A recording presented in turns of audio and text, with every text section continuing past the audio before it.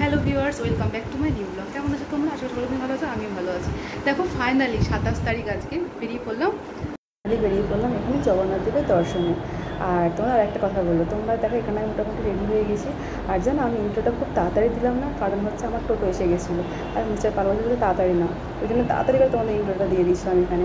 আর এই ভিডিওটা হচ্ছে ইন্ট্রো দেওয়ার আগের ভিডিওটা, ওই জন্য এটা একটু সময় নিয়ে করতে পেরেছিলাম।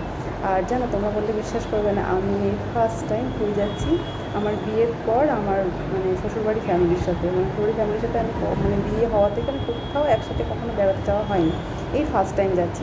এই দেখো আমাদের মোটামুটি ট্রলিগুলো, বাট এইটুকুই ব্যাগ নয়, আমাদের আরও সব ব্যাগ আছে, সেইগুলো আমরা বাপিদের সাথে পাঠিয়ে দিচ্ছি। বাপি আর জেঠু হচ্ছে যাবে টোটো করে, মানে ওরা হচ্ছে সাঁতরাগাছি, যেহেতু আমাদের ট্রেন সাঁতরাগাছি থেকে উঠবো, ওই জন্য ওনারা অতটা সিঁড়ি ভাঙা ওদের জন্য টাফ হয়ে যাবে, ওনাদের জন্য টোটো রিজার্ভ করে দিয়েছিলাম। ওরা ওই টোটো রিজার্ভ করে কিছু ব্যাগ আমরা দিয়েছিলাম সাথে, তো সেইগুলো নিয়ে ওরা আগে বেরিয়ে পড়েছিল। তারপরে আমাদের দেখো তারপরেই আমাদের টোটো এসে গেছিলো, আমরা যাবো নলপুরে।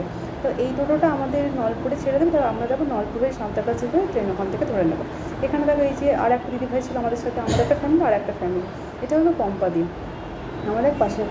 এদের ফ্যামিলিটা আমাদের ফ্যামিলিটা বেরিয়ে পড়েছিলাম একসাথে। আর এখানেও ছোটো মাস্টার, এখানে সবাইকে টাটা বাই বাই করছিলাম। বুঝতেই পারছো পাড়াতে যখন সবাই এরকম একটা অনেক দিনের ট্যুরে যাওয়া হয়, তো সকলে এরকম যাই হোক একটা বাই জানায়। তারপরে নলপুর প্ল্যাটফর্মে এসে গেছিলাম। আমার ওর বাবা হচ্ছে যখনই ভীষণ তখন বায়না করছিল, তো বাবাই ট্রলির মধ্যে বসিয়ে দিয়েছিল। এই যে একবার বসিয়েছিল, ব্যাস ওর যে কী আনন্দ, ও তো আর নামবেই না। তারপর তোমরা দেখতেই পারবে, ও জানো সারা সাঁতরাগাছি প্ল্যাটফর্মে, ওই শুধু সাঁতরাগাছি কেন, পুরীর প্ল্যাটফর্মে গিয়েও ওই ট্রলিটা করে গেছে। সারা রাস্তার লোক, সারা প্ল্যাটফর্মের লোক ওকে দেখে বলছে দেখ, আর শুধু ওকে দেখেনি, ওকে দেখে অনেক বাচ্চা ওর মতন করে মানে যাওয়ার চেষ্টাও করেছে, জানো তো। তারপরে দেখো এখানে আমরা নলপুর প্ল্যাটফর্মে ট্রেনে উঠে পড়েছিলাম সাঁতরাগাছি। তারপরে সাঁতরাগাছি এসে গেছে, সবাই মিলে এখানে একসাথে হয়ে গেছিলাম। এইটা হচ্ছে সাঁতরাগাছি টিকিট কাউন্টারের সামনেটা দাঁড়িয়েছিলাম, কারণ আমাদের তখন টাইম হয়নি ট্রেনের, তো ওই জন্য আমরা প্ল্যাটফর্মে উঠতে পারিনি। তারপর যখন সময় হয় আমরা প্ল্যাটফর্মে এসে গেছিলাম। এখানে ছোটোকে বলছিলাম, বাবু দাঁড়া আমরা একটুখানি সুন্দর করে ট্রেন হাঁটি করে যাবো, বাট আমার সেটা আমাদের ক্যামেরাবন্দি করে দেবে।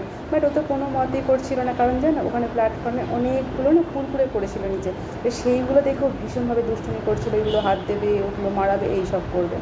তারপরে এইখানে এই যে দেখো, এই যে ভাই তোমাদের ফার্স্ট টাইম দেখালাম আমার ভিডিওর মধ্যে, এটা হলো আমার দেওর, ঠিক আছে। তো এইখানে সবাই মিলে আমরা একসাথে বসে ট্রেনের জন্য অপেক্ষা করছিলাম, জগন্নাথ ট্রাভেলের জন্য।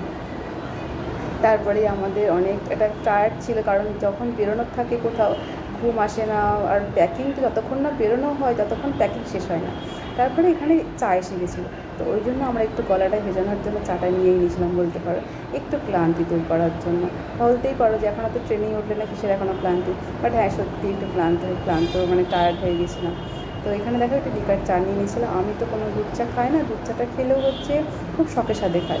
আর সেদিন চাটাও যেন ভীষণ ভালো বানিয়েছিল, একদম গোলমরিচ, মানে এইরকম চা যে বাইরে পাওয়া যায় গোলমরিচ দেওয়া, তো সেটা সত্যি। তো ওটা খেয়ে একদম মনটা ভালো হয়ে গেছিলো, আর মুখটাও ভীষণ মানে খুব ভালো চাটা খেয়ে সুন্দর। এই দেখো ছোটো তোমাদের বললাম না, ও এইভাবে সারা প্ল্যাটফর্মে গেছে জানো, এইভাবে মানে এরকম সাঁতরাগাছি প্ল্যাটফর্ম যখন বলেছে অ্যানাউন্সমেন্ট যে ট্রেন এসে গেছে, তো আমরা যাচ্ছিলাম ওইভাবেই যাবে, ভীষণ ভালোও লাগছিলো দেখে আমার। তারপরে যে দাদাই নাতি একই কালারের জামা পরেছিল, তো দাদাই একটা হার পরেছিল, সেটা নিয়েও ভীষণভাবে ডিস্টার্ব করছে দাদাইকে। তারপরে আমাদের ট্রেনে আমরা উঠে পড়েছিলাম। আমি ট্রেনে যখন, কারণ সাঁতরাগাছি থেকে জানতে পেরেছিলাম বেশিক্ষণ ট্রেন দাঁড়ায় না, অল্প বিস্তর দাঁড়ায়, তো এই জন্য বেশি আমি সেই মুহূর্তে তুলতে পারিনি, অল্প তুলেছিলাম। তারপরে দেখো এখানে আমরা ট্রেন উঠে পড়েছি। তারপরে এটা হচ্ছে ট্রেনের কিছু মুহূর্ত, একটু কারণ ট্রেনে আলোটাও ভীষণ কমই ছিল, আর একটু সুযোগ পেয়ে তোমাদের সঙ্গে শেয়ার করলাম যে না একটু দেখায়।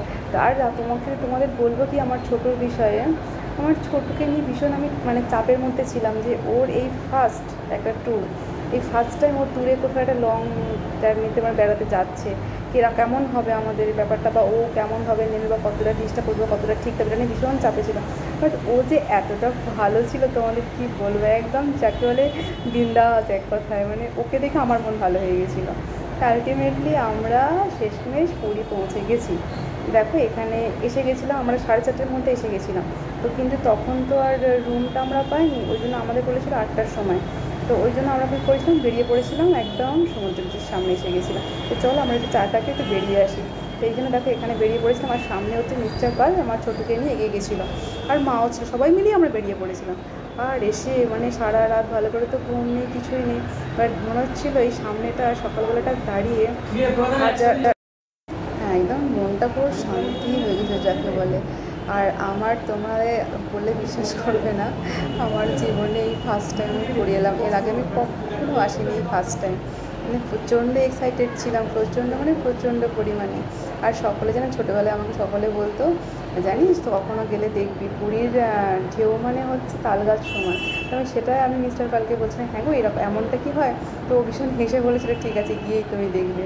তো তো এইসব ব্যাপার সত্যি। দীঘার আমি তো দীঘায় 3বার গেছি, বাট পুরীতে আমার একবারও আসা হয়নি, এই ফার্স্ট টাইম। তো পুরীটা আমি খালি ভাবতাম না আমি মনে হয় যেতে পারবো না, আমি মনে হয় আমার হবে না, এইভাবে খালি বলতাম। তো চলো শেষমেশ আমি এসে গেছিলাম। আর এসে এখানে আমার ছোটোর রিয়াকশানটা দেখো, ওর আনন্দ দেখে যেন আমার আনন্দ দ্বিগুণ হয়ে গেছিলো। মানে যতক্ষণ না যতটা আনন্দ করে যেন বেশি খুশি হই, ওর আনন্দ যেন একটু হলে আমি বেশি তার ডবল খুশি হয়ে যাই। হয়তো সব মায়েদের ক্ষেত্রে এই বিষয়টা হয়। এখানে তো বাবাকে আমি বলছি ওকে ওর ঠান্ডা লেগে যাবে, এই সকালবেলাটা এরকম করো না, সবে আজকে এসেছে।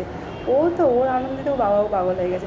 আর এখানে যেন এই যে কচ্ছপটা যেন এটা হচ্ছে খুব বড়ো একটা কচ্ছপ, সে কিন্তু কচ্ছপটা মারা গেছিলো যেন, অনেক বড় কচ্ছপটা, মানে সত্য হয়তো মারা গেছে বা কয়েক ঘন্টা হবে এরকম একটা ব্যাপার। তো সকলে ওরকম দাঁড়িয়ে ভিড় হয়েছিল, তো সেখানে জন্য আমি বিষয়টা একটু ক্যামেরা বন্ধ করেছিলাম।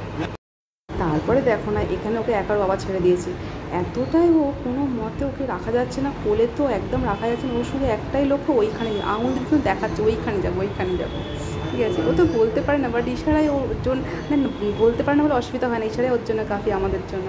তারপরে আমরা ওইসব করে বাড়ি এসে গেছিলাম। এই হলো আমাদের গগু, এই হলো আমাদের পুরীর ফার্স্ট ব্লগ। কেমন লাগলো অবশ্যই জানিও।